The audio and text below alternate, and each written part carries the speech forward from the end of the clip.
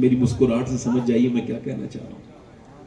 مگر جو مولا علی کا خلیفہ ہے، جسے خلافت علی نے دی ہے، امام حسن بصری، پوچھا بتائیے حضور کوئی 2 لفظوں میں دین کی تعریف، دین بیان کر سکتے ہیں؟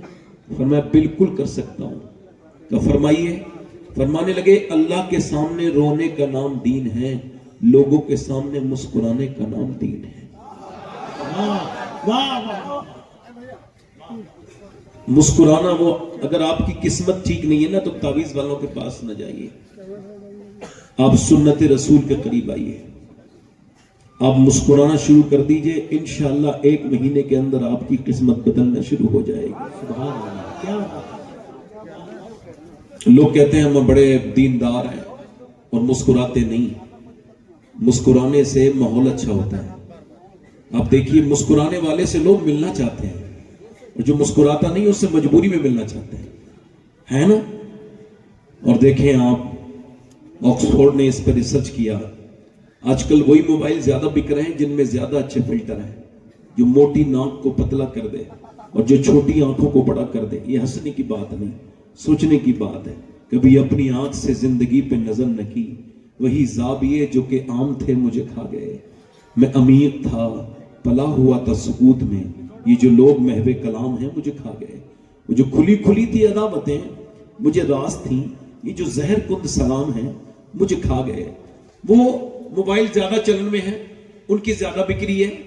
عورتیں کاسمیٹک پہ خربوں روپیہ خرچ کرتی ہیں 1 سال میں، مگر آکسفورڈ کہتا ہے کوئی بھی فیس واش، کوئی بھی کریم کاسمیٹک انسان کے چہرے کو خوبصورت نہیں بناتے، اس پہ کوئی ایفیکٹ نہیں ڈالتے. کہا پھر کہ لگے انسان کے چہرے میں 126 مسلز ہیں، یہ تبھی ایکٹیو ہوتے ہیں جب بندہ مسکراتا ہے. اور یہ میرے حضور کی عادت ہے. اعلیٰ حضرت فرماتے جس کی تسکی سے روتے ہوئے ہنس پڑے اس تبسم کی عادت پہ لا. اب بیٹھے آرام سے. میں آپ سے عرض کر رہا تھا سارے علماء ہیں، میں نے کہا میں تو آپ کا خادم ہوں، یہ علماء تو میرے سر کا تاج ہے. یہ تو حضور کے وہ عظیم لوگ ہیں سرکار کے، امت کے، جو آج کے دور میں بھی دین مصطفیٰ کی باغ ڈور تھامے ہوئے ہیں. اللہ ان کے بازوؤں کو مضبوط کرے. میں اپنی بات شروع کر رہا ہوں. تو میں نے کہا تھا ہو سکتا ہے یہ زندگی کی میری آخری تقریر ہو. اگر یوں ہو سکتا ہے تو یوں بھی ہو سکتا ہے اس محفل میں کوئی بندہ ایسا بیٹھا ہے میرا بھائی جو آج کے بعد پھر نصیحت نہ سن پائے، پھر وہ قبر میں ہی چلا جائے، اس کو موت ہی آ جائے. لوگ جب بیماری ہوتی ہے تو سوچتے ہیں میں نے بتیرا پیسہ چھوڑا ہے، میرے بچے زندگی گزار لیں گے. اپنے بچوں کی زندگی کے بارے میں سوچتا ہے، وہ اپنی قبر کے بارے میں نہیں سوچتا کہ اس اندھیری قبر میں حضور کی محبت کا اجالا ہے کہ نہیں، سرکار سے محبت ہے کہ نہیں. آپ اندازہ کریں کہ اللہ کے رسول صلی اللہ علیہ وسلم نے ایک جگہ وضو کرنا چاہا ہے، آپ نے فراغت حاصل کی ہے. حضرت عباس فرماتے ہیں حضور کے چچا کہ 12-13 قدم دور پانی ہے. حضور نے اس پانی پہنچنے سے پہلے تیمم کیا ہے. میں نے حیرت سے عرض کی یا رسول اللہ 12-13 قدم دور پانی ہے، پھر بھی آپ نے تیمم کیوں فرمایا ہے؟ اچانک کی موتیں، اچانک کی موت، اس کی موت، اس کی خبر، فلاں مر گیا، پھر بھی تمہارا اگر ذہن نہیں کھل رہا ہے تو اس حدیث کو سنو.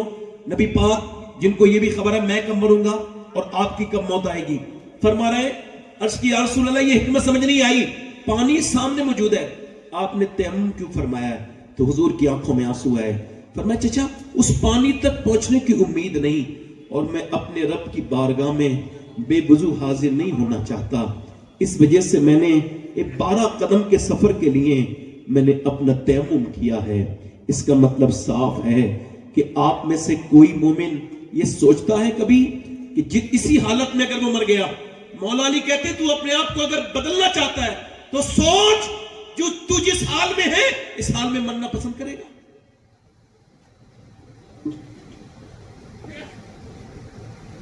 ایسے ہی گناہ کے ساتھ نہیں تو پھر توبہ کے لیے تجھے کون سا ایسا وقت ملے گا؟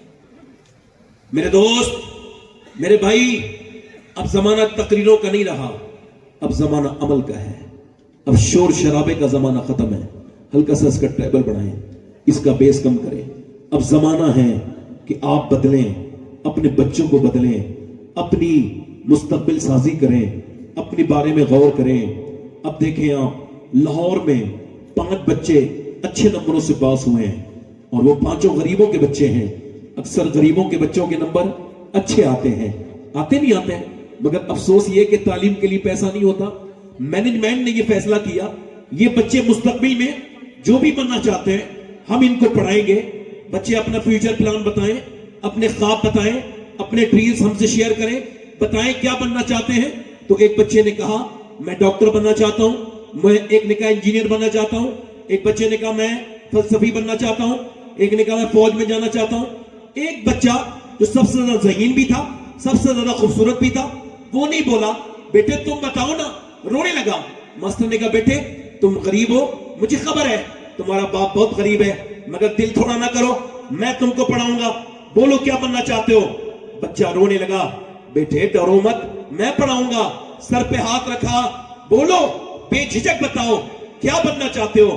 کہنے لگا صحابی رسول بننا چاہتا ہوں۔ ماسٹر نے کہا تجھے پتہ نہیں صحابی وہ ہوتا ہے حضور کے زمانے میں پیدا ہو کے ایمان لائے، ایمان پہ اس کا وصال ہو جائے؟ کہ یہ تو نہیں پتہ ہے۔